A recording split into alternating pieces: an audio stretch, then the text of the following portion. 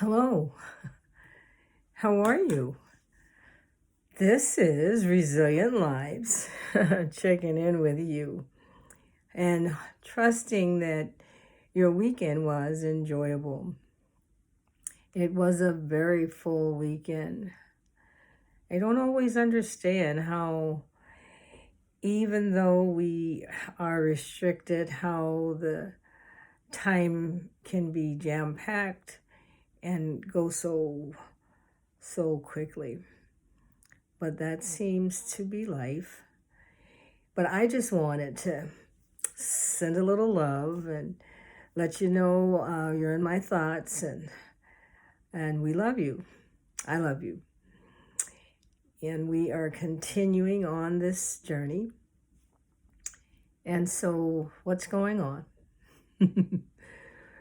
I have heard some comments on the video that we sent that had, excuse me, would you let me out of here? That seemed to have elicited some thoughts. And I just wanted to share them with you because the person whose comments were, obviously, the excuse me, will someone let me out of here, is a frantic cry of help.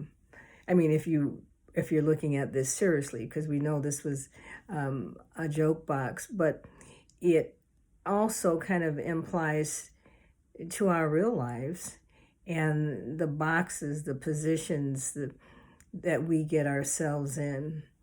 And so if that's the case, then when someone is crying out, please help me, the concern that the respondent said to me is, how do I know anybody is listening?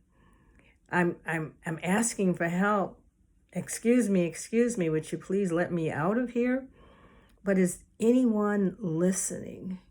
And that is a great cause, because that's probably half of the dilemma of the pandemics. Is there anyone listening to the cries of those who are in stress, who are in dilemmas, who have so much going on in their lives, and they're hollering, I've lost my job, all these things have happened in my life, and I have no food. And is there anyone listening?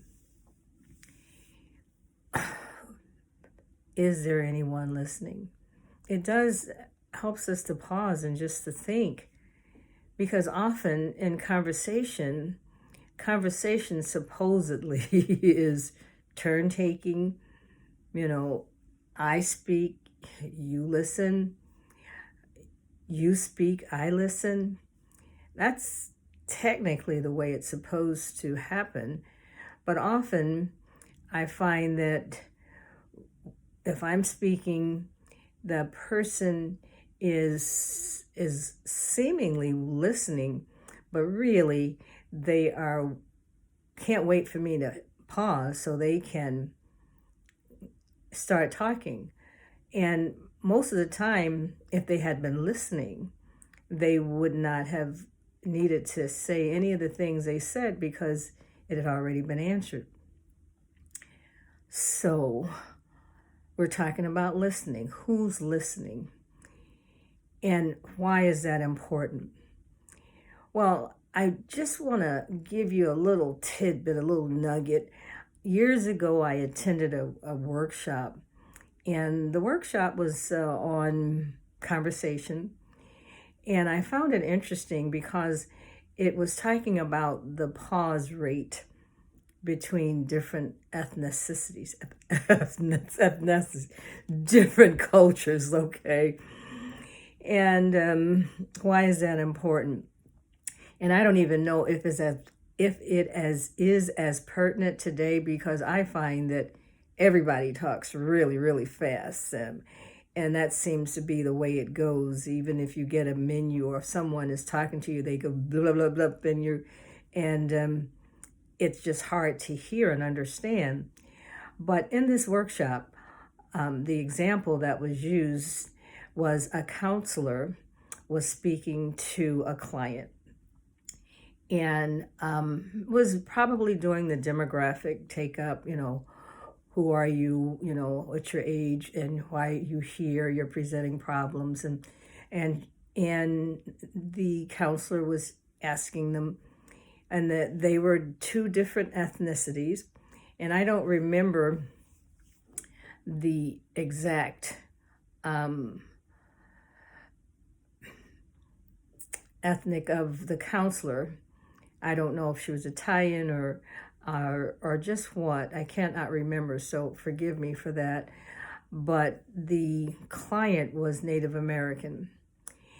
And so the counselor would ask the question, and then she would wait 0.2 of a second, pause rate.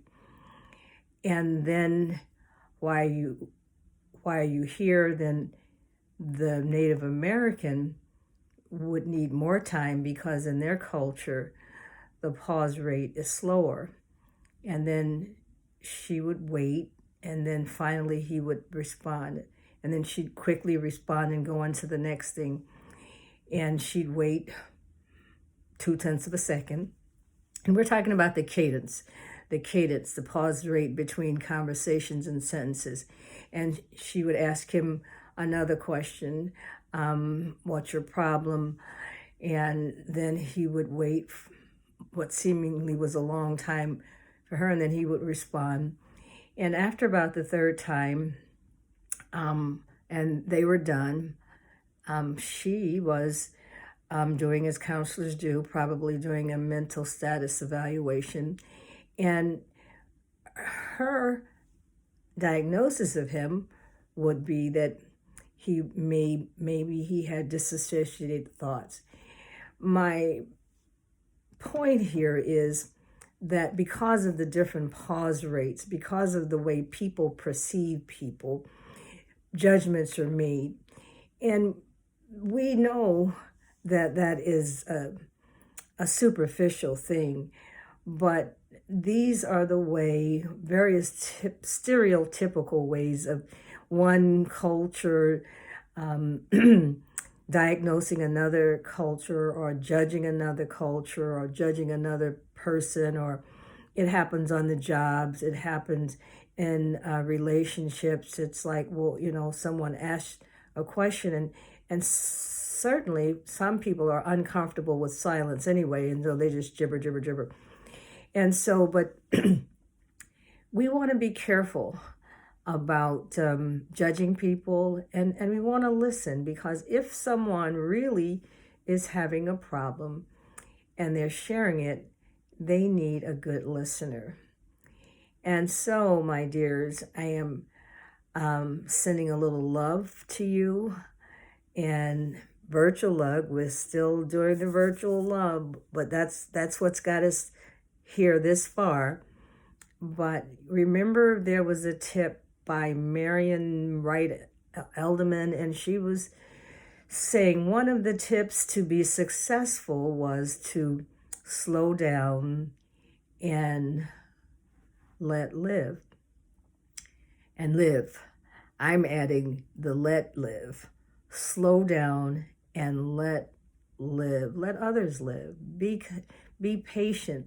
This is a crazy time, and we are all out of our comfort zones, and we need that vital friend to listen and beam us love and energy, and just to help us to relax in this pandemic. So I just want you to take a deep breath, and maybe you could be that person that hears when someone is saying, "Excuse me, would someone get me out of here?" You could save someone's life, especially if you don't misdiagnose them. Have a good day, and we'll talk soon. Bye now.